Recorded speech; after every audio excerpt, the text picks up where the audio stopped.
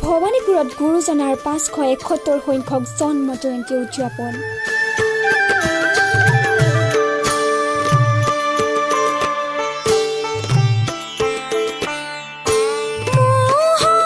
সমগ্ৰ ৰাজ্যৰ লগতে বজালীৰ ভৱানীপুৰতো তিনিদিনীয়া কাৰ্যসূচীৰে গুৰুজনাৰ জন্ম জয়ন্তী পালন কৰা হয়।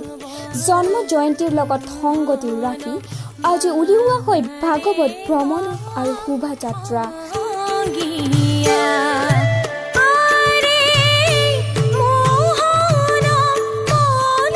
ভাগৱত ভ্ৰমণ কালত হৰিনামৰ ধ্বনিৰে মুখৰিত হৈ পৰে সমগ্ৰ ভৱানীপুৰৰ আকাশ বতাহ। বজালীৰ পৰা বুবু কলিতাৰ ৰিপৰ্ট, অসম ফোকাছ।